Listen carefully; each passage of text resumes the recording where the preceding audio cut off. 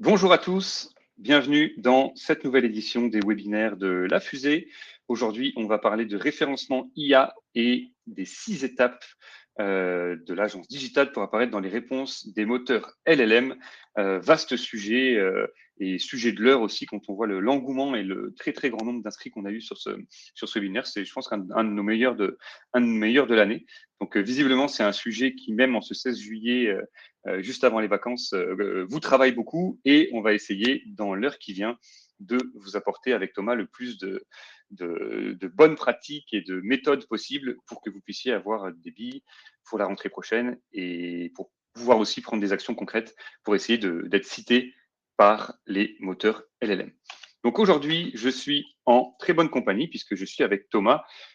Thomas, il est directeur de la performance chez Digital. Donc son métier, c'est de diriger des équipes qui s'occupent toute la journée d'optimiser à la fois des campagnes numériques et aussi des stratégies SEO et maintenant GEO pour des dizaines, voire des centaines de clients. Et puis surtout, tu as pas mal roulé ta bosse dans le milieu et ça fait quelques mois maintenant qu'avec ton équipe, vous vous attelez au sujet des citations par les LLM. Donc, je pense qu'on est avec l'expert, un des experts les plus avancés sur le sujet, en tout cas au Québec. Et salut Thomas, on est bien content de t'avoir avec nous. Merci Clément, et très content d'être là aussi aujourd'hui avec vous pour vous présenter voilà, ce guide et les étapes clés pour pouvoir remonter et se positionner dans les LLM. Exactement. Donc, au sein de l'agence digitale donc, dans laquelle Thomas travaille, ça fait quelques mois maintenant qu'il y a pas mal de tests, d'essais-erreurs et une méthode qui a été mise en place pour réussir à trouver des façons d'être cité par l'LM, puisqu'on sait que ça, et on va le voir dans l'heure qui vient, que c'est une des façons de générer du trafic et de générer du business en ligne pour demain finalement. Donc, c'est se préparer dès maintenant pour la vague qui est en train de bouleverser un petit peu nos façons habituelles de travailler. Et ce qu'on va essayer de vous montrer aujourd'hui, c'est cette méthode qui a été mise en place à travers 6 étapes clés, en espérant que ça vous soit utile.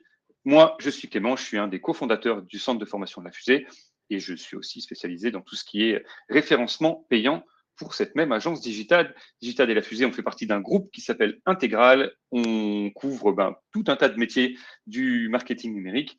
On a Frank qui est vraiment dans l'aspect créatif, image de marque, création de contenu, etc. On a Digital sur l'aspect performance et c'est pour ça qu'on prend la parole et c'est ce dont on va parler aujourd'hui avec le SEO, GEO, peu importe comment on l'appelle, et le référencement pour les IA. On a Genia qui est notre petite sœur opérationnelle sur les IA, donc qui accompagne les entreprises dans des projets d'intégration de l'IA à l'interne. Et puis on a la Fusée qui est un centre de formation dédié au métier du marketing numérique et au métier de l'IA. Donc nous, ce qu'on fait, c'est former les professionnels et les organisations à tous les métiers du web, que ce soit technique, que ce soit marketing, et que ce soit relié à l'intelligence artificielle. À noter également, parce que je sais qu'il y a quelques inscrits depuis la France qu'on est capable d'opérer sur les 2 continents, donc à la fois en Amérique du Nord et également en Europe, puisqu'on a également un bureau à Paris. Quelques petites informations avant de commencer. Comme d'habitude, si vous êtes habitué de nos webinaires, vous savez qu'à la fin, on va faire un petit quiz et qu'il y aura une formation offerte pour le gagnant. Donc, soyez bien attentifs par rapport à ça. Deuxièmement, sachez que nous offrons sur toutes nos formations de la Fusée 20% de rabais avec le code webinaire, valable pour les 50 premières personnes.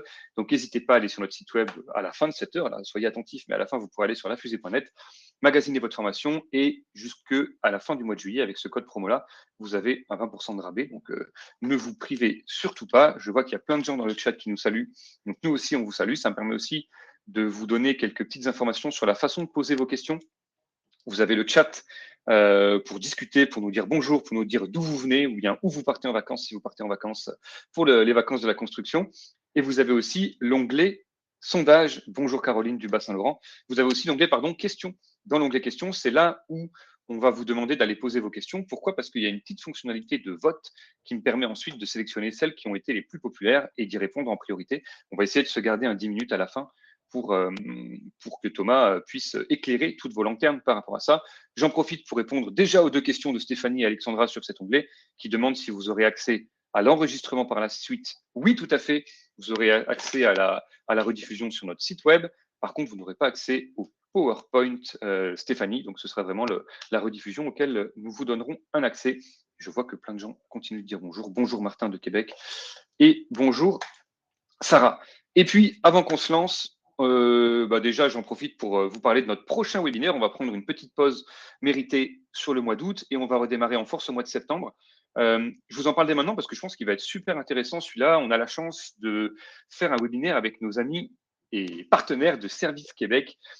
Service Québec, nous, on travaille beaucoup avec eux pour des questions notamment de subventions, parce que beaucoup des organisations avec lesquelles on travaille se font financer une partie de leur formation par Service Québec. Mais Service Québec, c'est aussi plein d'autres solutions, plein d'autres leviers pour aider les PME québécoises. Et donc, on va accueillir Bridget au mois de septembre pour parler un petit peu de tout ça. Oui, un petit peu de l'aspect subvention, mais aussi de tous les autres leviers sur lesquels ces gens-là peuvent vous aider. Donc, je pense que ça va être vraiment super intéressant. On a hâte de participer. On est en train de travailler le contenu là. Et je pense qu'il y aura plein d'informations intéressantes pour le développement de vos entreprises respectives. Donc, Marie vous a envoyé le petit lien d'ores et déjà. N'hésitez pas à aller vous inscrire. Comme ça, ce sera déjà dans vos agendas. Allez, assez discuté. On va foncer avec le programme de nos 53 prochaines minutes. Une petite intro sur les évolutions du SEO à l'ère des LLM. On va juste mettre la table pour comprendre un petit peu où on va, où on sent que l'industrie va et les impacts que ça a sur les comportements des internautes. Deuxièmement, on va rentrer dans le cœur du sujet avec les clés du succès et les 6 critères à appliquer dès aujourd'hui, si possible, dans votre stratégie pour être à jour, pour bien répondre et être cité par les LLM. Ensuite, on prendra une petite période de questions et d'échanges. Et enfin, on passera au traditionnel quiz pour voir qui va gagner la formation. Et en vérifiant aussi que vous avez été bien attentif. C'est parti pour l'introduction avec une petite musique dramatique. J'aurais bien aimé en mettre une, mais je ne sais pas comment on fait ça je ne sais pas si c'est possible sur ce logiciel-là. En tout cas, très souvent, on entend l'éternelle phrase le SEO est mort. C'est pas la première fois qu'on l'entend. Tout le monde dit ça chaque année depuis que le SEO existe, grosso modo, au fil des innovations, des nouveautés, des changements d'algorithmes, des changements d'usage, etc. C'est la ritournelle habituelle. Le SEO est mort. Et là, on l'entend très fort sur ces derniers mois parce que l'avènement des chats GPT de ce monde, des Google AI Overview de ce monde, rebattent un petit peu les cartes et font que, effectivement, il peut y avoir des ajustements qui sont nécessaires dans les stratégies. On va dédramatiser tout de suite. Évidemment, il n'est pas mort. Le point, c'est qu'il est en train d'évoluer et qu'il est en train d'évoluer très vite, à la même vitesse que finalement nos usages dans la façon de faire des recherches sur Internet. Donc, notre métier en tant que professionnel du marketing, c'est pas tant de rayer la discipline du SEO en se disant il faut rebâtir de zéro avec une nouvelle discipline, c'est plutôt de s'adapter aux évolutions de ce milieu-là et de prendre les bonnes décisions dès maintenant pour pas être en retard sur la vague, mais plutôt, idéalement, être en avance sur la vague qui est en train d'arriver. Cette vague, elle est en train d'arriver de plein de façons différentes, mais de 2 façons principales. La première, elle est liée à l'avènement des outils d'AI générative et surtout de ChatGPT, qui est quand même aujourd'hui le leader incontesté. ChatGPT, aujourd'hui, c'est 800 millions de personnes qui l'utilisent chaque semaine. Donc, on est quand même sur une proportion non négligeable de l'humanité qui est déjà dessus et qui l'utilise de façon très régulière. Dans cette humanité-là, on a beaucoup de jeunes qui l'utilisent. 75% des 18-24 ans qui, chaque jour, utilisent ChatGPT. Donc, on parle d'évolution. On voit que les générations de demain ont déjà un niveau d'adoption très important. Et donc, nécessairement, ça va avoir un impact sur les prochaines années. Et puis, l'autre élément qui est relié à ChatGPT, mais aussi à Google, c'est que la part de marché de Google, elle est en baisse. Et c'est la première fois depuis très longtemps. Ça fait 8 ans qu'on propose des formations sur le référencement chez La Fusée. Ça fait 8 ans que notre slide qui dit voilà pourquoi aujourd'hui on va vous former au SEO et donc au référencement sur Google, ou voilà pourquoi on va vous former à Google Ads, enfin au référencement payant et donc à Google Ads pour telle raison. La raison, c'était toujours la part de marché de Google est de 92%, donc optimisé pour les moteurs de recherche, c'est optimisé pour Google. Ça reste vrai encore en 2025, 90% de part de marché, on est encore dans une situation de quasi-monopole, mais pour la première fois, il y a une forme de menace et une forme de petite décroissance pour Google qui, naturellement, est à suivre de près. Ça fait la transition sur Google. Google lui-même est en train d'évoluer, notamment avec l'avènement des AI Overview. Donc, vous avez probablement déjà vu ça sur vos moteurs de recherche. Les AI Overview, c'est quoi? On va rentrer dans le détail tout à l'heure. C'est des petites réponses générées par de l'IA générative directement dans vos résultats de recherche, il y en a déjà 55% aux États-Unis qui sont directement impactés par ces formes de résultats-là. Et ça change beaucoup de choses dans l'affichage des résultats et donc dans la façon dont vous allez avoir de la visibilité en ligne. Ces AI Overview, ils sont en train d'être déployés à très, très grande échelle par Google. Depuis mars 2025, on parle d'une croissance de plus 115%. Donc, on est encore en phase de déploiement, mais ça arrive très, très vite. Si on fait le même webinaire dans un an, il y a fort à parier qu'on soit à des taux d'usage qui sont proches des 100%. On verra tout à l'heure aussi dans l'introduction comment ça se répartit en fonction des types de requêtes. Et le dernier point, c'est qu'il y a 43% seulement, entre guillemets, des AI Overview qui renvoient à des sites web. Donc, quand Google vous donne une réponse générée par de l'IA, ben, il y a plus d'une fois sur deux où il va renvoyer nulle part. Et ça, on va le voir, ça a un impact très, très significatif sur votre visibilité et sur la capacité de Google à vous apporter du trafic. Sous-entendu, ça va probablement baisser et donc il va falloir s'adapter. On a donc parlé de deux phénomènes. Le premier, c'est ChatGPT et ses petits cousins, Perplexity, Gemini, etc. Ils captent aujourd'hui, d'après les estimations, 2 à 5% du marché. Ce n'est pas gigantesque, mais ça grimpe très vite. Et puis, on disait, l'hégémonie de Google est sous pression malgré des nouvelles initiatives, les AI Overview et Gemini. Une façon de voir que votre trafic commence à évoluer, c'est d'aller dans Google Analytics. Vous avez maintenant la source ChatGPT qui est en train d'apparaître et vous verrez, si vous faites la courbe de l'évolution de la proportion que ça représente, que bien souvent, c'est en train d'augmenter. Très souvent, on est encore en dessous des 1%. Mais il y a un an, on était à 0,1, puis 0,4, puis 0,6. Maintenant, on est souvent aux alentours des 1%. Donc, il y a une tendance qui est forte.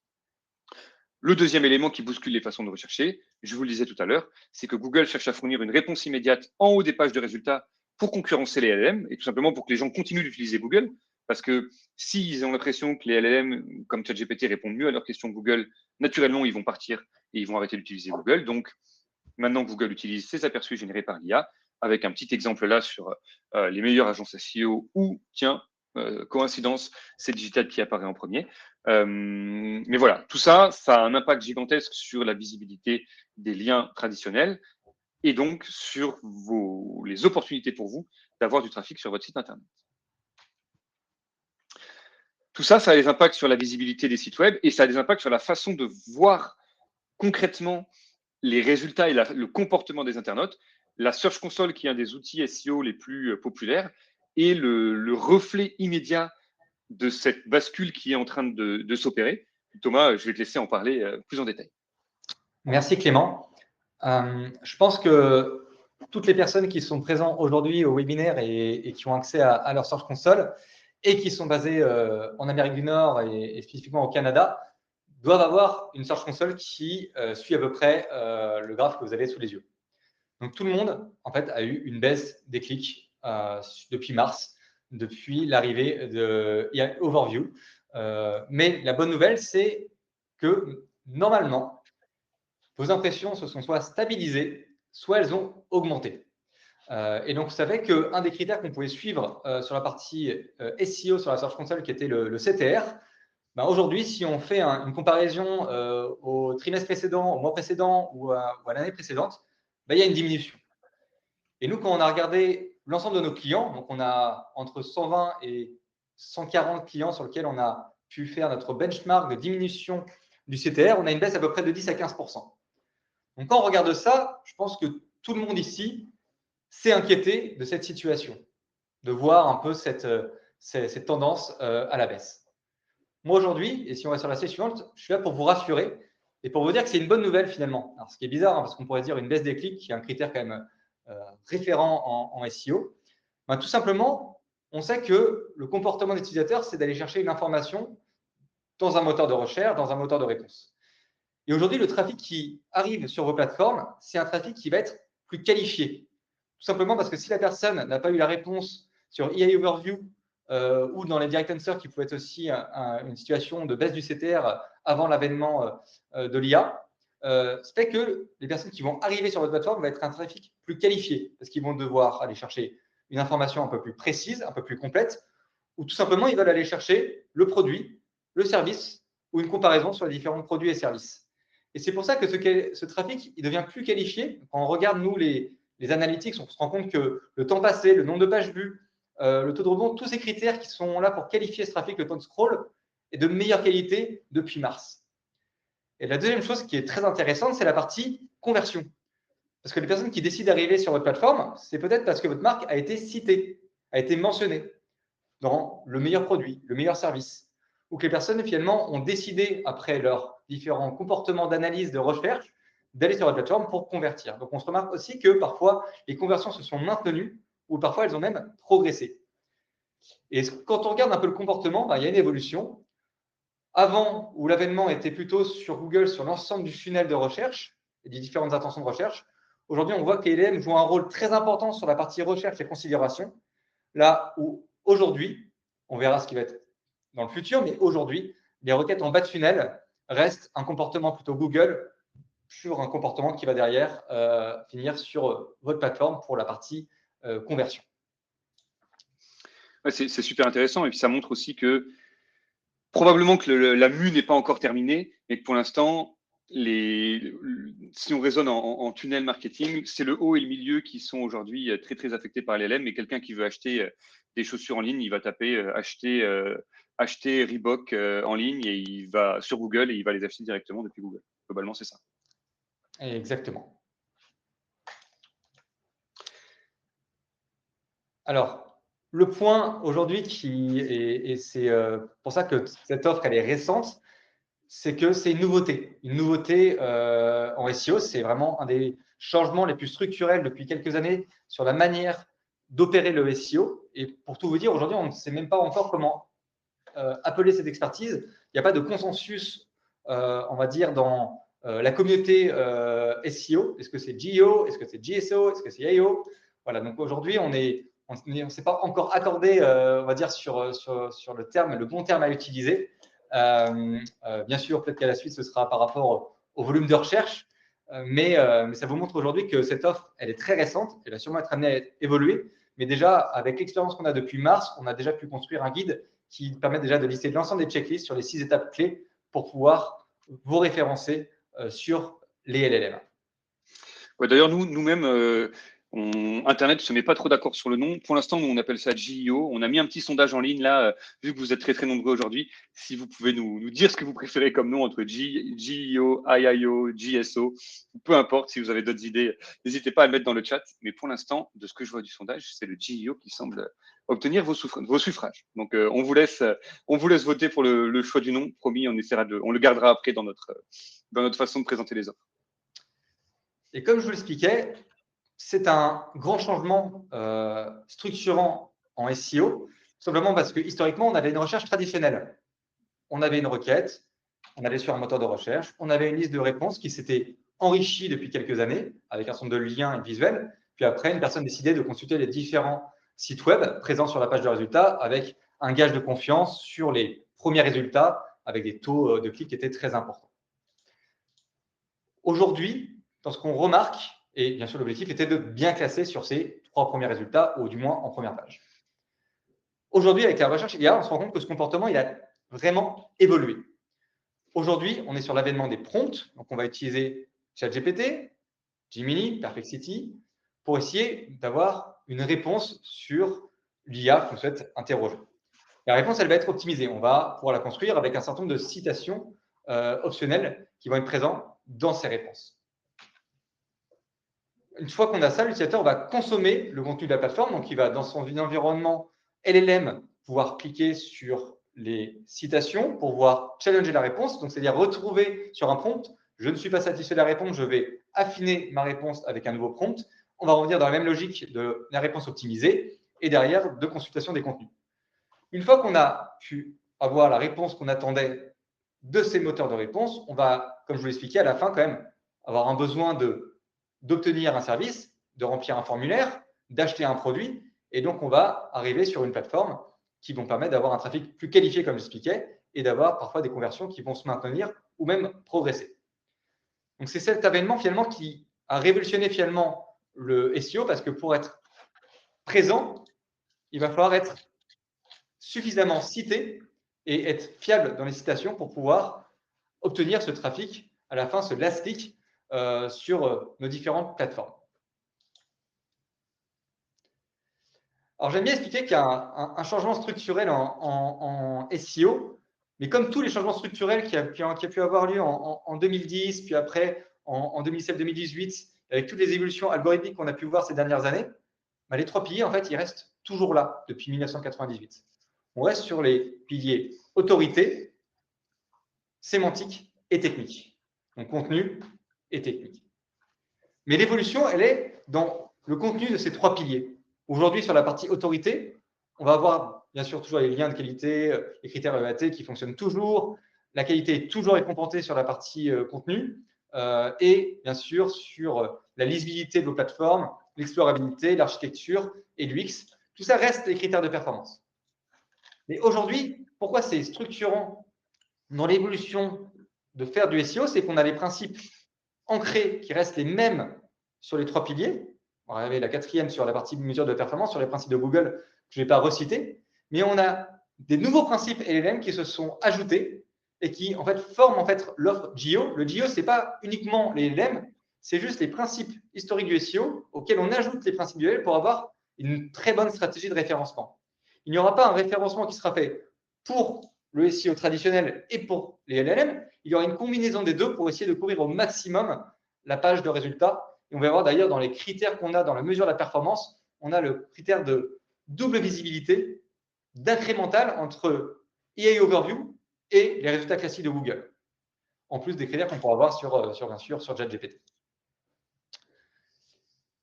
Et aujourd'hui, on va dire le grand changement structurel qu'on note, c'est la confiance en votre marque. Et quand on regarde dans les sources sur quelles sont les mentions qu'on retrouve dans ChatGPT en Amérique du Nord aujourd'hui, ben, historiquement, quand on avait des stratégies off-site, on travaillait beaucoup des parties backlinks avec des partenaires, des guest blogs ou des sites médias. Aujourd'hui, quand on analyse la partie citation qui remonte dans l'univers des LLM, ben, on est sur l'avènement des réseaux sociaux ou des forums avec différents types de plateformes qui vont être des domaines reconnus, hein, comme Reddit, comme Quora, comme Wikipédia, comme Forbes, mais également la réputation sociale, donc c'est-à-dire la partie plutôt e-réputation de votre marque sur les plateformes, sur les réseaux sociaux. Les sites d'avis, bien sûr, vont être pris en compte, donc tout ce qui va être commentaires et engagement sur ces plateformes, et bien sûr les plateformes aussi qui font des accréditations, qui font des récompenses, qui permettent aussi de citer vos marques. Donc tout ça, finalement, cet écosystème qui était historiquement d'avoir un lien, a totalement évolué en SEO, on savait qu'on ne faisait pas forcément, on ne privilégiait pas des stratégies de présence sur les réseaux sociaux. Alors aujourd'hui, on est en train d'orienter notre stratégie pour remonter sur les LLM, de bien travailler les forums comme Reddit, comme Quora. Donc on va expliquer un peu par la suite comment tout ça fonctionne. Mais c'est important d'avoir cette vision d'évolution du SEO structurante qui est l'avènement des mentions et l'analyse de ces mentions et de l'influence des réseaux sociaux et des signaux sociaux au sein des LLM. Merci pour ça. Et voilà qui clôt cette introduction. Ce qui nous permet maintenant de rentrer dans le vif du sujet. On va maintenant passer à travers les 6 critères clés que vous avez identifiés chez Digitad pour les 6 critères clés qui permettent d'émerger dans cette fameuse discipline du GEO. Donc, je vous invite tous à vous mouiller la nuque parce qu'il y en a quelques-unes qui paraissent un petit peu techniques, mais dans les faits, en théorie, c'est des choses qui sont quand même accessibles au commun des mortels. Il y a certains aspects qui sont justement techniques, il y en a certains qui sont plus reliés au contenu, certains plus reliés aux mentions. Donc finalement, les 3 piliers qui viennent d'être énumérés par Thomas. Ces 6 critères, on va passer, je vais déjà vous les montrer, et puis ensuite, Thomas va passer un par un à travers chacun d'entre eux avec les éléments de l'espèce de checklist qui a été créée par rapport à ça, et vous montrer aussi un exemple un peu concret pour que ça puisse résonner et que, idéalement, ce soit applicable pour vous.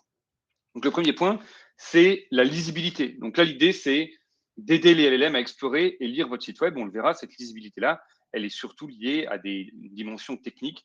Comment faire pour que votre site web soit limpide aux yeux des chats GPT de ce monde. Le deuxième, c'est le format. Donc, c'est comment vous organisez votre contenu pour qu'une fois qu'il a été super facilement sur votre site web, il puisse super facilement lire votre contenu et comprendre en un clin d'œil ce que vous racontez, ce que vous proposez. Le troisième, c'est le balisage. Donc, il y a l'organisation du contenu, ce qui est quelque chose, mais il y a la façon dont vous allez le baliser, l'enrichir avec des contenus spécifiques, avec des balises, etc., qui vont vous donner de la data complémentaire très facilement interprétable par les moteurs et qui devrait vous permettre de faire la différence.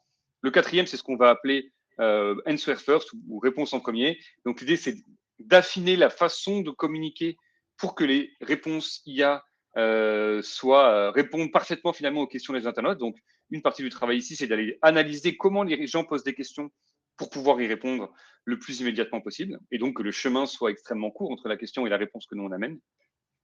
Le cinquième, c'est la couverture, donc comment on suit notre positionnement, comment on est capable d'évaluer à quel point on arrive à être cité et dans quels écosystèmes on est cité. Et enfin, le dernier, c'est la partie rapport. Ça se complexifie, la façon de remonter cette information-là. Comme le disait Thomas, on a une dimension d'impression qui ne génère pas de clics, qui est de plus en plus importante avec les LLM. Donc, il faut être capable de le mesurer. Il y a beaucoup plus de choses qui vont être un petit peu moins palpables, qui vont être un peu moins mesurables. Donc, comment on fait pour définir des bons KPI au-delà des clics et des sessions et mesurer d'une façon ou d'une autre le succès des actions qu'on mène et le succès de cette méthode. Donc, c'est parti. On peut y aller, Thomas, avec l'aspect lisibilité. Alors, je vais démarrer tout de suite par la partie technique qui est toujours la partie la plus obscure. Ce qu'il faut retenir, c'est que les LLM sont paresseux. Ils sont beaucoup plus paresseux que Google. Et donc, notre objectif, c'est de pouvoir optimiser la lisibilité de vos plateformes pour bien remonter dans les LLM. Typiquement, un des points, c'est si on n'est pas bien indexé sur Bing, ça va peut-être compliqué d'être bien visible sur ChatGPT. Un des points qui est vraiment ressorti de la communauté des acteurs du SEO depuis les derniers mois, on note que les LLM lisent mal le JavaScript. Et c'est très difficile pour eux de naviguer, ce qui ainsi n'est pas très bien structuré. Donc pour ça, on a identifié un certain nombre d'actions. La première, comme tout en SEO, on a envie d'être indexé. L'objectif, c'est qu'on puisse bien remonter. Donc pour ça, bien sûr, on vient d'expliquer, il y a le cas Bing, donc de bien vérifier l'indexation de Bing et d'ajouter un sitemap très précis pour Bing, de optimiser ce sitemap avec les critères de last mode pour l'actualisation, de priorité. Donc ça, c'est vraiment des points très importants pour bien s'assurer d'indexation sur les LLM.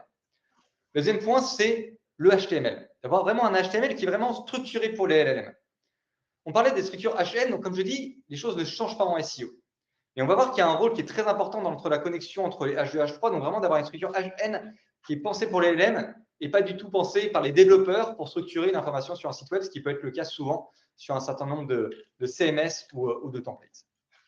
Il y a certains aussi de classes, des balises, donc de classes div et span qui sont inutiles, donc ça aussi, il y a des moyens de l'utiliser et de privilégier d'autres balises. Donc ça aussi, c'est des critères qu'on n'allait pas forcément creuser dans un audit technique SEO, mais qui maintenant, dans un audit LLM, donc un audit GEO, va être important pour nous sur l'analyse d'un HTML adapté pour les LLM.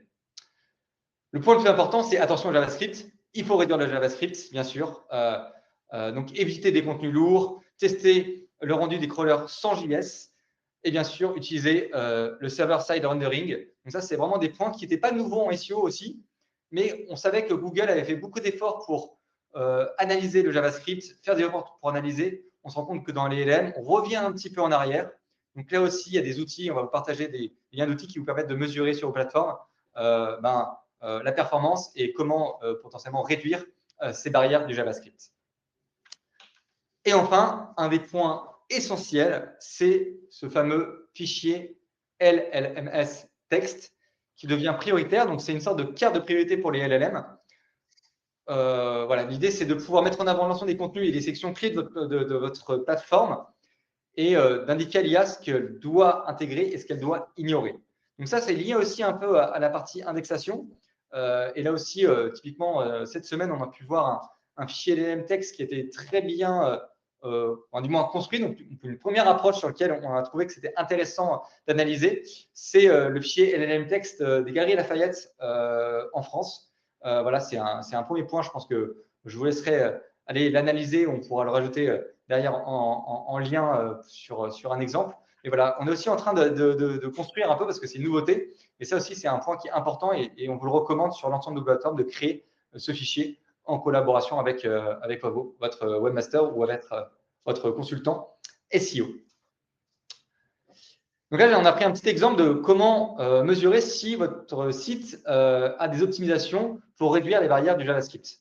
Donc, vous pouvez utiliser GTmetrix ou le PageSpeed. Là, je vous donne un exemple sur le site Nespresso Canada.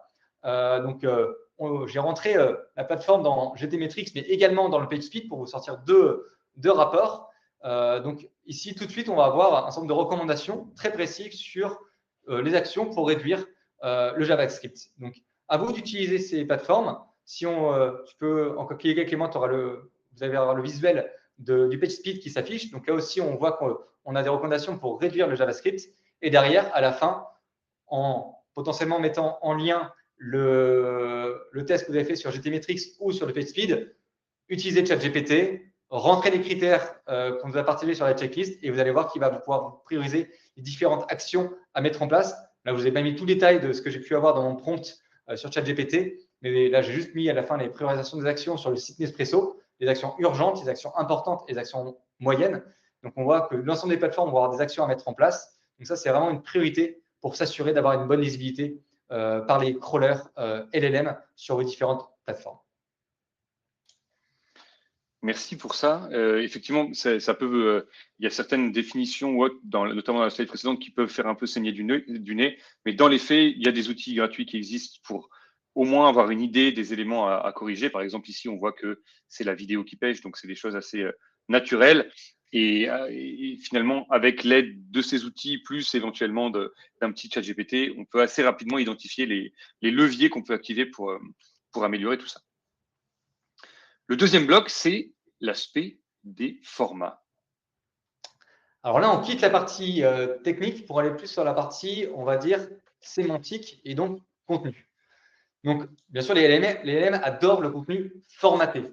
Là, on est vraiment sur un des points qui est très important sur quelles sont vraiment les actions précises pour respecter un format. Donc, comment aujourd'hui vous devez optimiser vos contenus on-site. Donc, là, la première chose, c'est la structure. Donc là, un des premiers points, et peut-être que on pourrait mettre entre parenthèses ce que veut dire TLDR, je ne sais pas si pour certains ça parle, c'est Too Long Don't Read. Donc, c'est vraiment un des points qui fait évoluer encore la manière dont on doit structurer une information qui doit être courte. Là où aujourd'hui, on sait très bien qu'en SEO, on aimait bien faire des contenus longs, des paragraphes longs pour apporter une réponse, on revient sur quelque chose qui est vraiment simple pour que les humains et les LLM puissent rapidement pouvoir consulter une information par rapport à une question. Le deuxième point, je l'ai parlé tout à l'heure de la structure HN sur cette partie structure.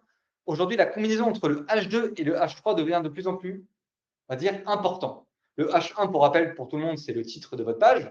Et après, on va aller voir dans le contenu de votre page un certain nombre de structures avec des titres et des sous-titres. Et donc là, c'est le fameux H2, H3. Historiquement, parfois, on structurait le H2, puis après, parfois, le H3 pouvait être potentiellement, on va dire, un footer ou d'autres informations qui étaient structurées en fonction des différents liens qui étaient présents sur une page. Ça, c'est une erreur.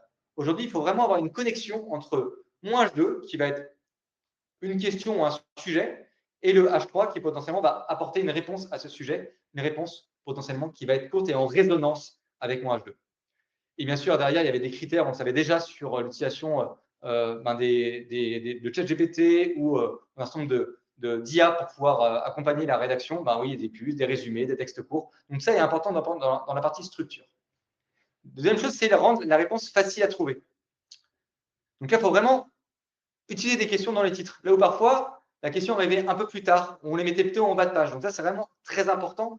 Et tout de suite apporter la réponse en deux premières lignes. C'est un peu ce qu'on faisait lorsqu'on utilisait une balise title et une balise méta. On mettait le titre et un prémisse pour de réponse. Mais on va être à peu près dans cette même logique de vraiment en 80 caractères de pouvoir apporter cette réponse. Bien sûr, d'inclure une partie FAQ et de toujours commencer les paragraphes par un résumé. Ça, c'était très important. Ça reste d'autant plus sur la partie LLM.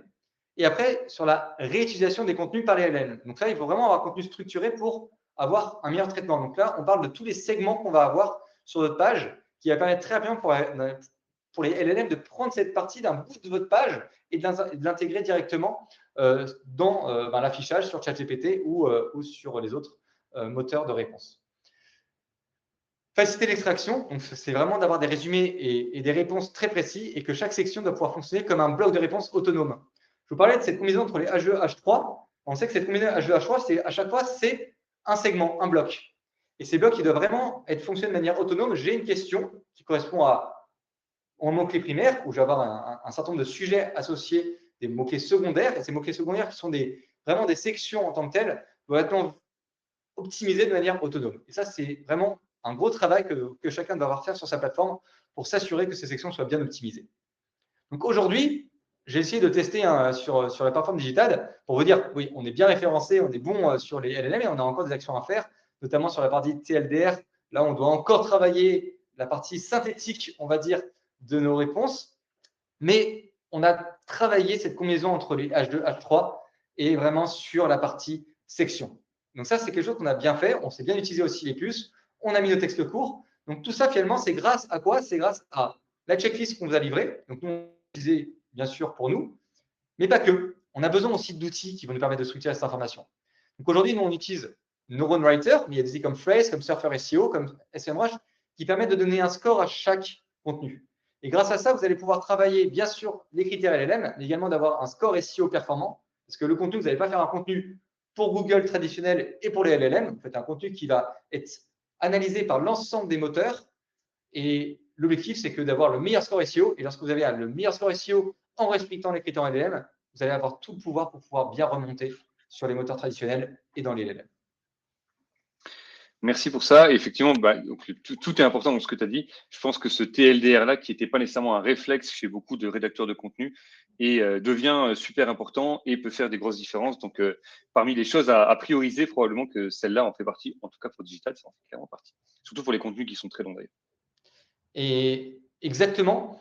Et je pense qu'une précision que je vais faire aujourd'hui et qui est vraiment, je pense, un bonus pour toutes les personnes qui sont présentes aujourd'hui sur ce webinaire, c'est que historiquement, je pense qu'en SEO ou même n'importe quel acteur ne travaillait pas forcément sa page à propos. Ce n'était pas une page qui était prioritaire. Je ne sais pas si tu peux revenir juste avant, Clément, parce que je l'ai intégré un peu dans le test. Aujourd'hui, les pages à propos, elles sont d'autant plus importantes pour les LLM.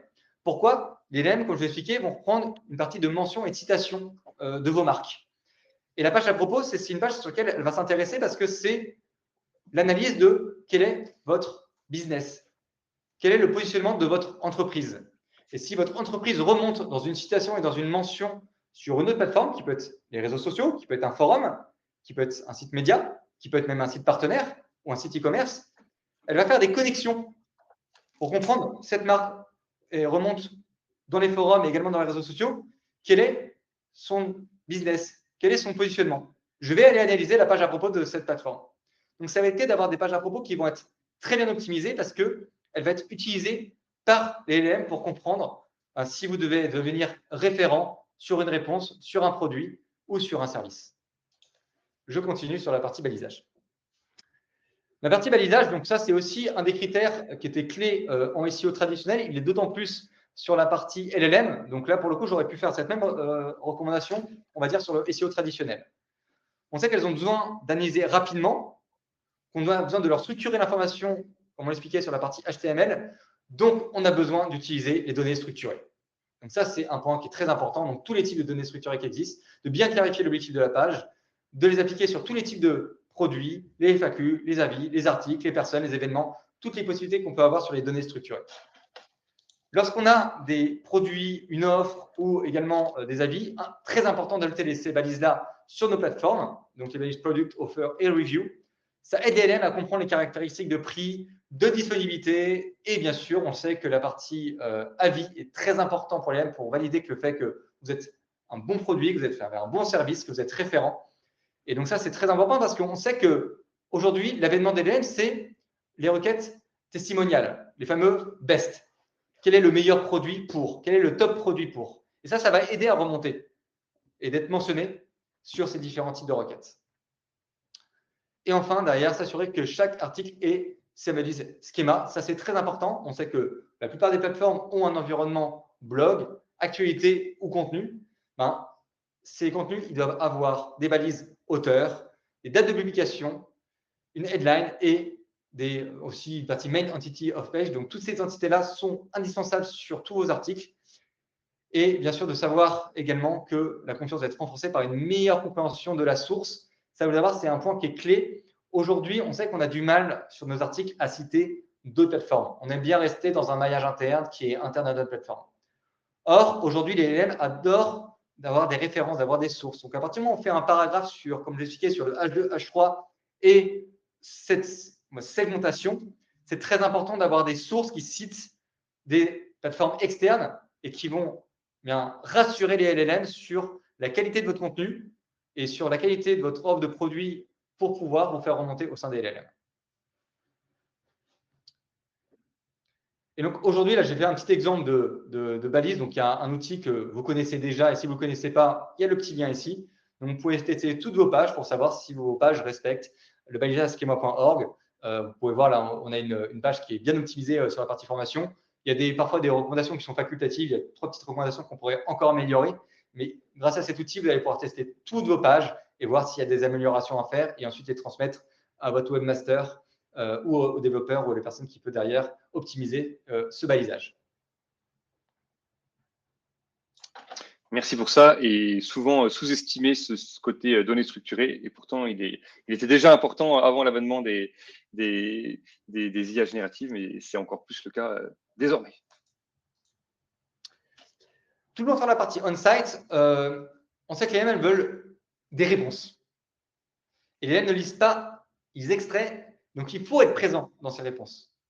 On voit bien qu'il y a des contenus qui ont une réponse directe, qui ont une réponse qui correspond vraiment à l'intention de recherche du consommateur. Et tout ça, il faut comprendre qu'il y a une structure à respecter qui doit servir à rendre votre marque crédible pour pouvoir remonter sur ces différentes questions. Donc, pour s'assurer de pouvoir bien y répondre, on a identifié 4 actions. La première, c'est forcément d'identifier les questions. Vous allez voir par la suite, j'ai fait une petite recommandation quels sont les outils à utiliser. Mais on l'avait déjà dit à l'époque, bien sûr, des direct answers, donc sur la partie traditionnelle Google, donc ces fameuses questions qui se positionnaient en top page sur les résultats organiques. Aujourd'hui, c'est toujours aussi important d'identifier ces questions. Je dirais le point important, c'est d'ajouter à ces questions des statistiques de la citation. Donc, si c'est le nombre de fois que, on va dire, on a des citations autour de ces questions et l'engagement. C'est-à-dire qu'on a un certain nombre de questions, on a les volumes de recherche, et parfois on va voir que sur les forums, un certain nombre de questions vont générer beaucoup plus de commentaires ou de likes. Donc ça aussi, c'est des points qui sont importants pour identifier quelles sont les top questions.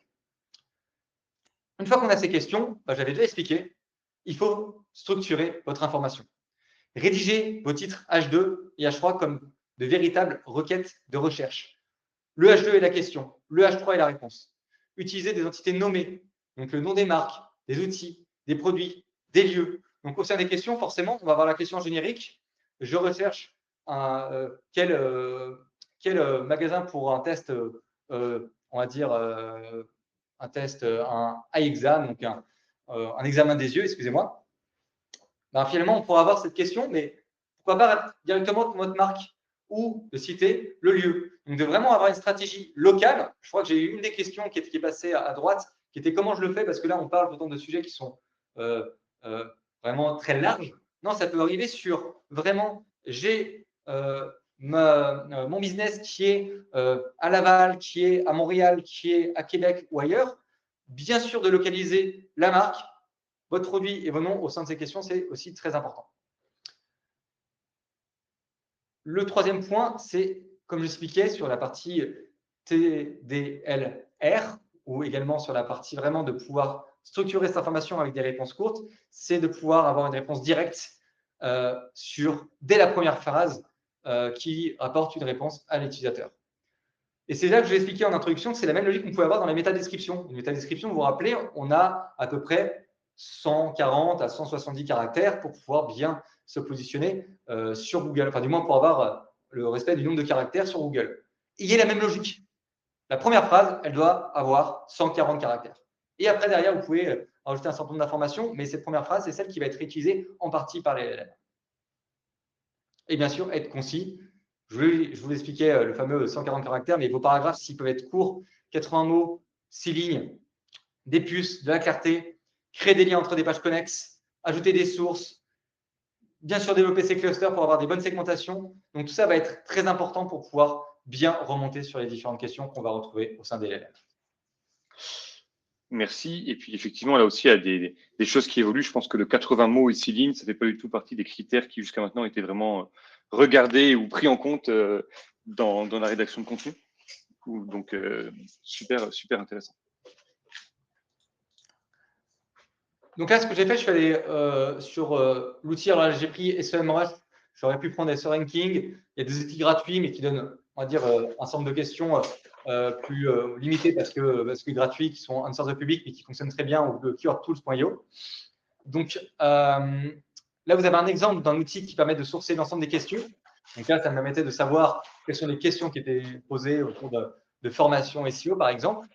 Et après, en utilisant le guide qui est présenté aujourd'hui, donc en présentant ces différents critères, j'ai juste eu à ajouter ma checklist dans le chat GPT. J'ai listé mes URL que je voulais analyser, donc forcément ma page formation SEO. Après, je suis allé chercher d'autres pages pour voir. Et en fonction des différents critères, est-ce que ma page répond bien dès la première phrase? Est-ce qu'elle respecte la structure H2, H3? Est-ce que j'ai des entités nommées? Est-ce que j'ai des sources? Donc, on peut voir que pour toutes les pages, ce n'est pas critique, mais j'ai des petites améliorations à faire. Donc, ça vous montre qu'on a un gros travail. Toute personne qui travaille en SEO a un travail d'améliorer l'existant parce que ces critères sont d'autant plus importants. Et donc, on est capable de savoir si une page doit être priorisée grâce à la checklist que l'on vous a présentée et qui vous sera partagée. Et bien sûr, des outils qui nous permettent de lister, bien sûr, toutes les questions sur lesquelles la page doit répondre en utilisant des outils qui permettent de sourcer ces questions. Et puis pour rebondir par rapport à ce que tu viens de dire sur le contenu de cette fameuse checklist avec les étapes, etc., on vous la fera parvenir par courriel, puisque je vois qu'il y a quelques personnes qui s'interrogent là-dessus dans le chat. On bascule sur la couverture. Alors là, c'est, je pense, la plus grande nouveauté. La plus grande nouveauté, c'est que la couverture, historiquement, n'est pas un critère en SEO. Sur la partie off-site, on s'est intéressé à augmenter votre autorité avec le domaine autorité, le page autorité, avec un certain nombre de critères logarithmiques entre 0 et 100, avec des outils comme Majestic, Moz, etc. L'évolution aujourd'hui, c'est qu'on est sur de la confiance, de la citation, avec des sources fiables. Et ces sources fiables, en fait, elles ont déjà été priorisées par ces moteurs de réponse. On l'a bien vu dans l'introduction avec ChatGPT et quelles étaient la répartition, la nouvelle répartition. Et donc, l'autorité des liens en SEO, aujourd'hui, se transforme en une fréquence de présence d'une marque dans l'ère de GEO. Donc, comment on fait pour suivre cette présence hors-site? Il va falloir repérer les sources préférées dans les LLM. Donc ça, on vous a déjà partagé en introduction ces sources-là. Je parlais de Reddit, de Quora, etc. En fonction de chaque, on va dire, univers sémantique et secteur d'activité, potentiellement, la répartition peut être variable. Donc, c'est important de savoir quelles sont les sources au sein de chaque secteur, de s'assurer de maintenir des mentions pertinentes au sein de ces différents secteurs et d'avoir une veille sur les citations des concurrents. Une fois qu'on a tout ça, il faut prioriser les mentions gagnées. Comment on fait pour apparaître dans la liste des top forums, des top, on va dire, conversations les plus pertinentes? Bien sûr, on sait que je parlais beaucoup des forums, mais on va voir que dans la partie citation, on va voir des médias régionaux et des médias nationaux. Là où, à l'époque, certains stratégies SEO est d'aller chercher des guest blogs, donc d'avoir une multitude de backlinks. Aujourd'hui, c'est less is better. Donc, on est sur quelque chose où on va peut-être faire moins de backlinks, mais d'aller chercher des backlinks sur des sites avec une très forte autorité, avec des partenaires, peut-être avec des stratégies d'inbound marketing, donc vraiment de faire des partenariats avec des sites médias pour s'assurer de pouvoir être bien référent. Et je vous recommande plus particulièrement de ne pas hésiter à citer vos marques dans vos stratégies d'acquisition de liens, de backlinks ou de rédaction d'articles sponsorisés avec des partenaires, parce qu'aujourd'hui, les LM vont utiliser vos citations, donc vos marques, pour pouvoir vous faire remonter dans les mentions. Donc, diffuser avec intention, c'est comment maintenant on fait pour avoir une bonne stratégie pour remonter sur Reddit. Vous allez me dire, jamais je vais prendre la parole sur Reddit, c'est compliqué. Comment je fais pour remonter dans les forums? Je n'ai pas l'habitude de le faire. C'était potentiellement d'autres personnes qui le faisaient dans mon équipe. Donc, vraiment, il va falloir une stratégie en fonction de chaque écosystème. Est-ce que c'est votre équipe PR? Est-ce que c'est le consultant SEO? Est-ce que c'est la personne qui gère aujourd'hui les réseaux sociaux, donc le community manager? Est-ce que c'est la communication? Donc, tout ça aujourd'hui est important de définir quelle est la bonne stratégie pour pouvoir travailler votre visibilité sur Reddit. La première chose que je peux vous recommander, c'est ne prenez pas la parole en nom de votre marque. Pourquoi? Parce qu'il y a des chances que les robots qui analysent, on va dire, les nouveaux posts sur Reddit ou sur Quora, risque de vous supprimer votre compte. Donc, ce qu'on demande aujourd'hui, c'est plutôt de créer une autorité. C'est que si vous prenez la parole en tant qu'individu, c'est d'avoir un compte qui a déjà une forte autorité sur Reddit. Ça, c'est important. Ou sur Quora, tous les forums fonctionnent avec une certaine autorité. Donc, il y a des stratégies aujourd'hui pour pouvoir faire des partenariats avec des influenceurs qui ont déjà une très forte autorité sur ces forums et de travailler avec eux comme on travaille avec un guest blog. Au lieu de travailler avec un guest blog et de contacter des blogs, on va contacter un influenceur qui a une très forte autorité sur des forums et de faire du public rédactionnel sur des, on va dire des territoires et des listes de conversations et de sujets sur lesquels vous allez pouvoir potentiellement vous intégrer et en publiant, on va dire, des contenus qui permettent de citer parfois vos marques si vos produits sont référents. Et le dernier point, c'est d'avoir plus d'avis, forcément, s'assurer que vous avez bien sûr une fiche My Business, que vous êtes présent sur Google Maps, Trustpilot, etc. Donc, de pouvoir s'assurer d'avoir une visibilité et d'être indexé sur l'ensemble des plateformes sur lesquelles on peut avoir un certain nombre d'avis et de mettre en œuvre aussi des outils de génération d'avis sur vos plateformes. Si vous n'en avez pas, ça c'est toujours très important de pouvoir le permettre. Je sais que c'est parfois dur parce que ça demande de pouvoir monitorer parfois ces avis, mais c'est un critère qui est important pour remonter au sein des LLM. Je pense que dans l'outil que je vais vous partager aujourd'hui, celui-là est peut-être le plus important.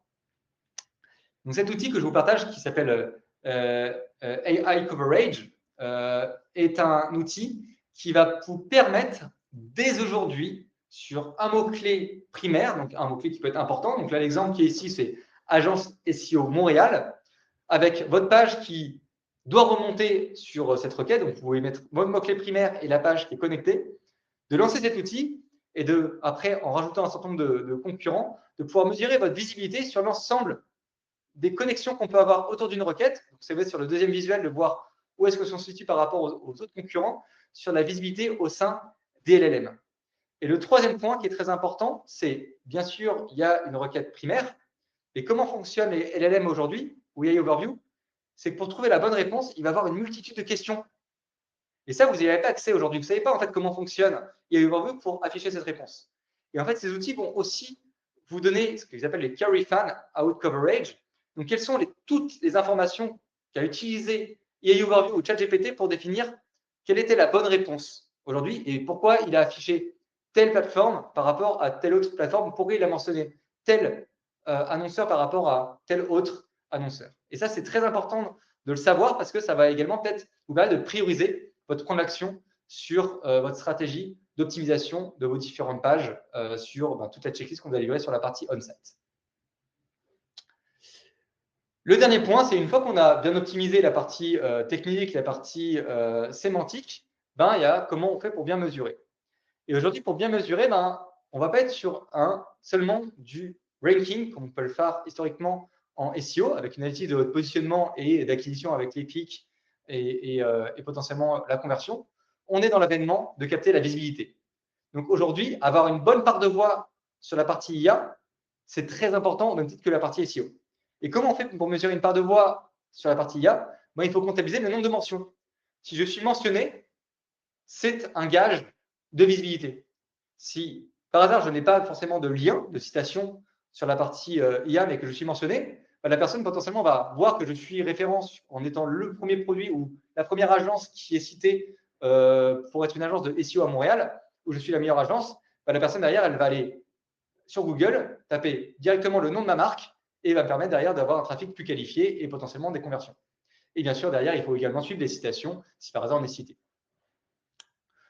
Deuxième chose, il faut adapter les attentes trafic et engagement. Comme on a pu le voir aujourd'hui, le CTR, il va diminuer. Donc, il faut savoir qu'il va falloir déterminer quel est le bon CTR entre la partie impression qui peut évoluer parce que j'ai plus d'impressions sur la partie EA Overview parce que je suis cité sur Overview, mais également dans les résultats classiques. Et est-ce que derrière, je génère des clics? Donc, ça, c'est important, c'est que chacun puisse bien monitorer ce nouveau CTR. Définir des objectifs dans GA. Donc, ça, c'est important. Aujourd'hui, historiquement, on ne suivait que le trafic organique. Je vous demande aujourd'hui, bien sûr, de pouvoir fusionner sur vos rapports SEO le trafic depuis les LLM avec le trafic SEO pour avoir un trafic combiné organique sur les deux. Et d'avoir également derrière un nouveau tableau de bord de valeur organique généré. Ça aussi, c'est un point qui est très important, de pouvoir vraiment définir quelle est la valeur de ce trafic SEO global, qui est très important aujourd'hui pour bien monitorer l'engagement et le trafic sur vos plateformes. La troisième chose, c'est la partie juger la performance du contenu. Comme je l'ai dit, aujourd'hui, vous allez potentiellement optimiser 20, 30, 40, 50, 60 contenus. Vous allez potentiellement essayer de travailler de l'influence avec des partenaires sur Reddit, essayer de travailler des guest blogs et bien sûr sur des sites médias qui vont être très importants. Donc ça, c'est important de voir le taux d'inclusion, d'essayer de voir comment vous remontez sur les différents snippets. Ça, c'est important et sur les différentes réponses. Donc ça, c'est voir, je produis 30 contenus qui respectent cette checklist, on va dire LLM. Est-ce que je suis bien remonté sur ces 30 contenus? Avoir le ratio entre le nombre de fois que j'ai été cité ou mentionné et le nombre de contenus. C'est-à-dire que est-ce que mes actions ont bien fonctionné? Et le dernier point qui est très important, on parlait sur la partie balisage de bien citer, est-ce que l'auteur, est-ce que la date de publication, c'est également la date de publication ou de modification, elle donne également une information de la fraîcheur des contenus. Je pense qu'ici, beaucoup de monde n'ont pas forcément réoptimisé un contenu froid sur un blog ou vos pages services depuis peut-être 1 an, 2 ans, voire 3 ans. Ben, peut-être que si ça fait plus d'1 an que vous n'avez pas optimisé ces contenus, ce serait peut-être bien de peut-être les retravailler parce que Google, comme les LLM, aiment la fraîcheur et vont prendre en compte cette date de modification.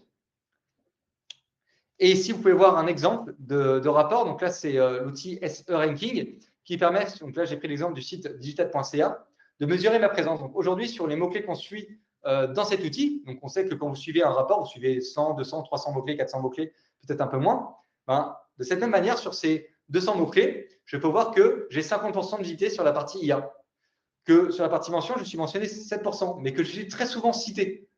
Donc ça, c'est aussi très intéressant de savoir ce ratio.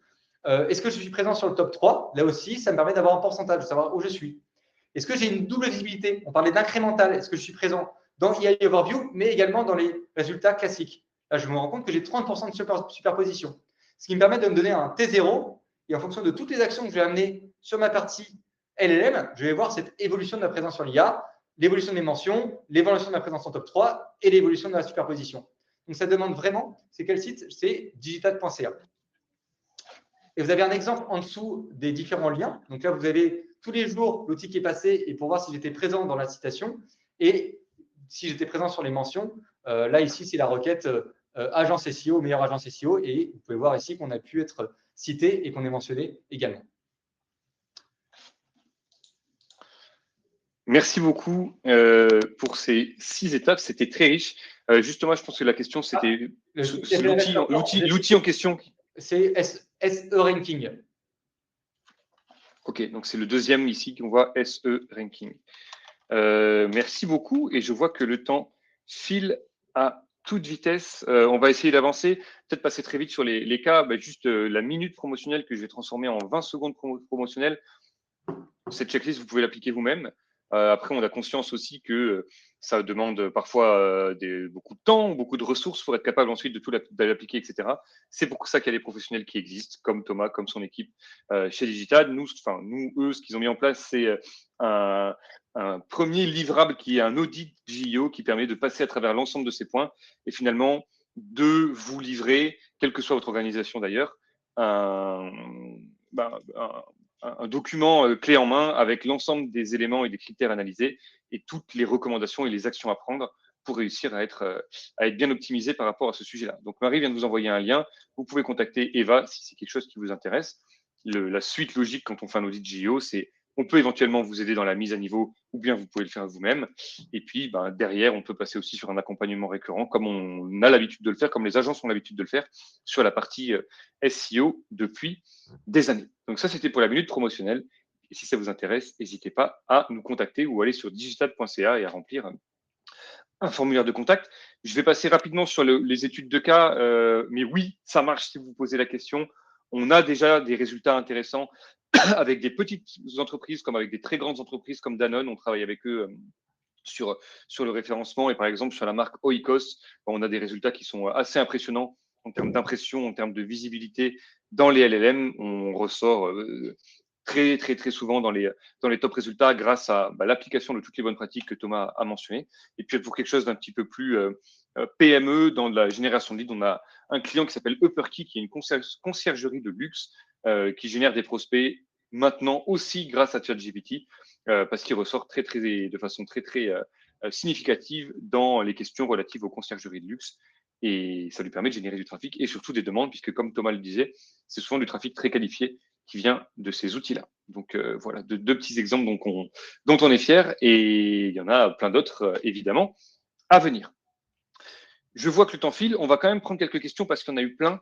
Et puis ensuite, on passera au quiz. Écoutez, j'espère que vous avez un petit 10 minutes devant vous. Si ce n'est pas le cas, on sera en plus petit comité pour le quiz, mais je pense qu'on va quand même prendre 3 questions, Thomas, si ça te va.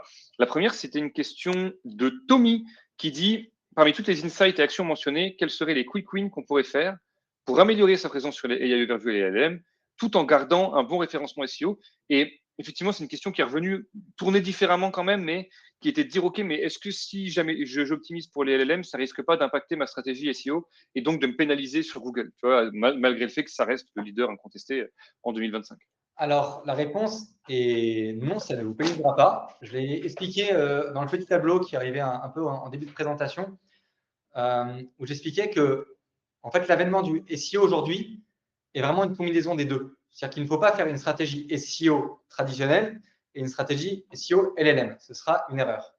À partir du moment où on travaille bien les critères qui sont cités ici, et qui sont des critères en fait qui faisaient déjà partie parfois des audits techniques ou de l'accompagnement sémantique qu'on faisait pour nos clients. On va dire l'optimisation des structures HN, des paragraphes, des bullet points, etc. Ça, en fait, c'était déjà le cas. On va dire la partie citation était déjà un peu le cas dans le maillage interne. Donc, pour le coup, il ne faut surtout pas faire une stratégie SEO traditionnelle et une stratégie SEO LLM. Aujourd'hui, on est sur l'avènement d'une combinaison des deux. Donc, quand on fait sa stratégie SEO, il y a des critères qui ne changent pas sur la partie traditionnelle. Donc, ça, il faut toujours les travailler, on va dire. Et il faut juste rajouter la partie LLM. Et si on respecte la checklist ici, bien sûr que vous allez avoir aussi des bonnes performances sur le moteur de recherche traditionnel, sur les moteurs de recherche traditionnels. Merci Thomas. La deuxième question qui a été très populaire, c'était ton fameux fichier llm.txt, d'ailleurs c'est llms, je crois, .txt. Comment concrètement on met ça en place sur son site web? Alors, sur la partie site web, je vais prendre l'exemple du fichier sitemap.xml ou robot.txt que vous connaissez très bien tous parce que j'espère que vous l'avez tous bien optimisé pour la partie SEO traditionnelle. En fait, il est positionné au même endroit. Il le met à la racine du site. Donc, c'est vraiment un fichier qui a destination des robots et principalement des robots des LLM. Pour le construire, aujourd'hui, on est un peu toute la communauté de SEO en test. Donc, comment le construire? Je pense que le meilleur exemple, c'est d'utiliser l'exemple qu'on va vous partager sur la partie des Galeries Lafayette, parce que vous allez voir une structure existante. Je pense que c'est beaucoup plus complet pour pouvoir comment eux le structurer. Il n'y a pas une norme aujourd'hui pour le structurer. Il n'y a pas une règle, on va dire, claire aujourd'hui dans la communauté, mais des actions. Donc, pour le coup, en partageant, on va dire, des fichiers LN texte existants, ça vous donnera des indications de comment bien le construire aujourd'hui, au même titre que vous avez pu construire des fichiers sitemap ou des fichiers ou des robots.txt. Merci beaucoup Thomas. Et effectivement, dans le courriel, on vous mettra aussi l'exemple des Galeries Lafayette. Et puis, je vais prendre une dernière question de Nicolai, qu'on salue, évidemment. Salut Nicolai. En SEO traditionnel, on recommandait souvent un nombre de mots considérable. Un article de 2000 mots était normalement perçu comme supérieur à un article de 500 mots. Est-ce qu'on commence à changer de paradigme, sachant que tout à l'heure, tu disais en bon français que less is more? Alors, c'est une très bonne question et on est toujours en train de faire des changements dans l'univers des SEO sur est-ce que c'est 1000 mots, 2000 mots. À l'époque, on devait faire des FAQ à part et finalement on les a réintégrés dans des contenus de 2000 mots. Aujourd'hui, je pense que le meilleur message, c'est toujours prendre l'environnement concurrentiel pour savoir quel est le nombre de mots. Parce que, comme je l'ai dit, on ne va pas faire un contenu pour Google traditionnel et pour les LLM, c'est fusionné sur les deux. C'est plus de bien travailler la partie segmentation des sections et la connexion entre les H2 et les H3. Si on est sur un sujet d'un mot-clé primaire avec beaucoup de mots-clés secondaires, avec une thématique qui est très complète, si je prends toujours, on va dire, comment bien référencer un site web en SEO, on est sur un sujet qui est très large. Donc là, je vais forcément avoir un contenu qui va sûrement faire 2000 mots, voire plus. Aujourd'hui, il faut toujours avoir un contenu parce que c'est un contenu qui demande beaucoup d'informations. Par contre, sur comment référencer un site web, je sais que je vais avoir des sections.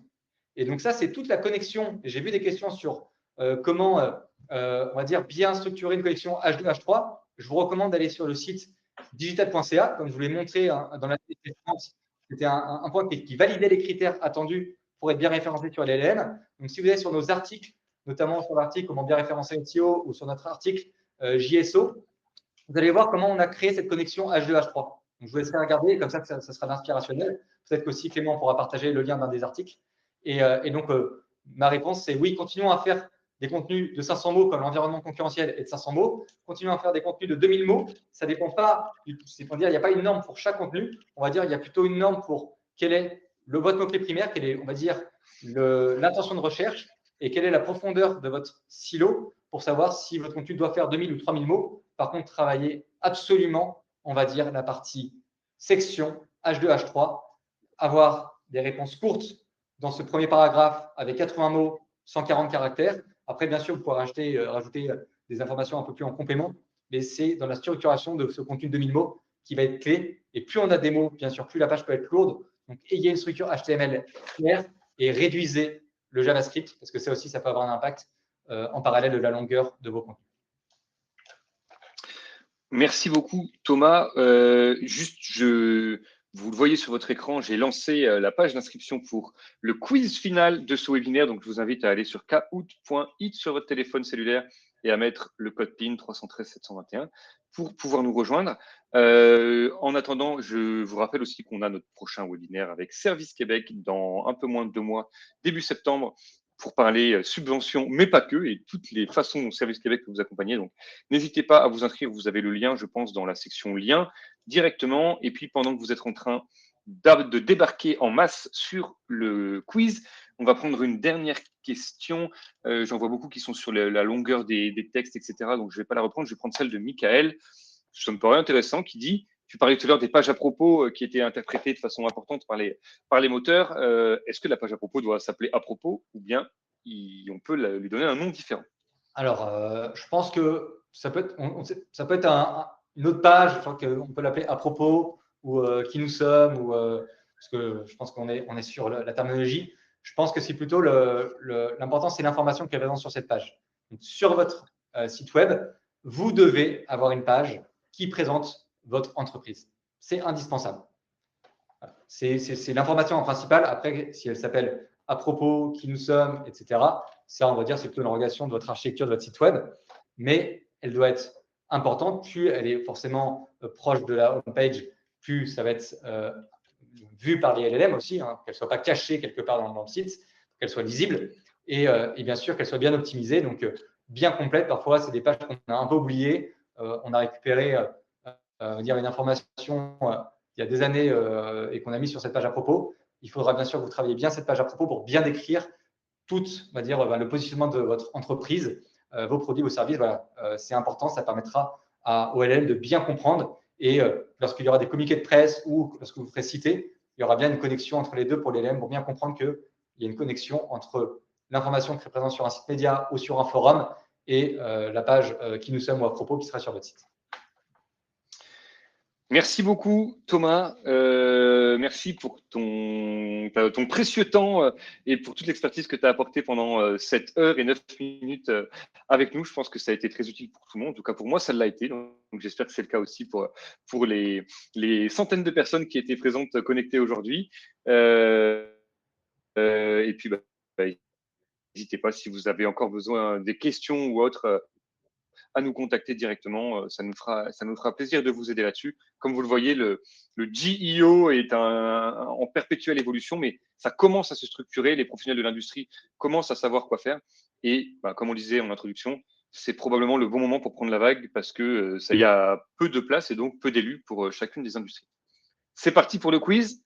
Je vois que vous êtes plus de 60 en ligne. On va commencer avec la première question qui va apparaître sur vos écrans très bientôt. 3, 2, 1.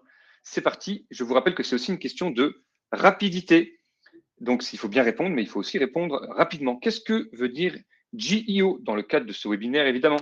Est-ce que c'est Google Engine Optimization, Great SEO Options, Generative Engine Optimization ou bien Generic Enterprise Online? Allez, celle-là, elle était presque cadeau normalement. On va voir ce que ça donne. Eh bien, cette Generative Engine Optimization, finalement, il y a quelques petites Google Engine Optimization, mais là, on parle de plus généralement des moteurs génératifs, finalement. Donc, la bonne réponse, c'était la réponse 3. On continue avec d'abord le tableau des scores. Qui a bien répondu? Max, Gabi, Lisa, Céline, elle. Tout le monde est en feu. On continue avec la question de quel KPI traditionnel baisse avec l'arrivée de AI Overview sur Google. C'était la première slide sur laquelle Thomas est intervenu. Est-ce qu'on a moins d'impressions, on a moins de temps passé sur le site, on a un taux de conversion qui baisse, ou bien on a un taux de clic qui baisse? C'était l'espèce d'effet crocodile que vous avez vu avec la courbe. Il y avait un KPI en particulier qui était impacté par tout ça. On va voir ce que ça a donné. Effectivement, c'est le CTR, donc le taux de clic qui a baissé. Pourquoi? Parce qu'on a davantage d'impressions ou un nombre d'impressions qui est stable. Par contre, on a moins de clics parce que les réponses sans nécessité de clic sont de plus en plus importantes et sont de plus en plus complètes. Donc, les gens cliquent moins sur des liens qui renvoient vers des sites web et donc, naturellement, autant d'impressions, moins de clics, ça fait un taux de clic qui baisse. Bravo à ceux qui ont bien répondu, comme par exemple Lisa, 1000G ou Letty. On continue avec la question 3. Quels sont les 3 grands piliers du SEO qu'il faut garder et adapter pour le GEO? Est-ce que c'est l'autorité, le contenu, la technique? Est-ce que c'est les réseaux sociaux, le SIA et l'email? Est-ce que c'est les backlinks, la pub et la vidéo? Ou est-ce que c'est l'expérience utilisateur, le CRM et le SI? Et il y en a 2-3 qui hésitent encore avant de répondre. On va voir ce que ça donne tout de suite. 62 bonnes réponses, effectivement, c'est autorité, contenu, technique qui sont les 3 piliers du SEO et qui restent évidemment valides dans le nouveau paradigme. J'en profite pour remercier tous les gens qui eux-mêmes nous remercient dans le chat et qui ont l'air d'avoir passé un bon moment. Donc, tant mieux, on est bien content si c'est le cas. Pascal prend la tête à égalité avec Lisa. Il peut encore se passer plein de choses. Quelle est la différence majeure entre le GEO et le SEO au niveau de la mesure du succès? Est-ce que c'est le prix des pubs? Est-ce que c'est le classement pur dans les résultats de recherche par rapport versus la part de voix et les mentions IA? Est-ce que c'est le choix des mots-clés? Ou est-ce que c'est le nombre de backlinks? Normalement, il n'y a pas de piège. On va voir ce que ça a donné. Effectivement, c'est dans le passé, on avait tendance à aller regarder notre classement dans Google. Là, on optimisait pour être classé sur Google. Maintenant, on optimise pour avoir une part de voix plus importante et pour être visible le plus possible et mentionné, cité le plus possible par les moteurs d'IA. Ce à quoi a bien répondu Pascal, Lisa, Clément qui monte sur le podium, Max et Tommy qui sont aussi en feu. Il peut se passer encore plein de choses. Question numéro 5, quelle est la recommandation pour la longueur des paragraphes en mode answer first? Est-ce que c'est 150 mots? Est-ce qu'il n'y a aucune limite? Est-ce que c'est 3 phrases maximum? Ou est-ce que c'est 80 mots et 6 lignes? Si vous avez été attentif, j'ai fait exprès de noter ce point-là parce qu'il était mêlé au milieu de tout un tas d'informations dans le guide. Donc, voilà, je voulais juste voir si mes interventions étaient écoutées ou non. Donc, on va avoir le verdict sous peu. Et on verra si je dois me remettre en question. Je dois quand même un peu me remettre en question, visiblement. Mais c'est 80 mots et 6 lignes.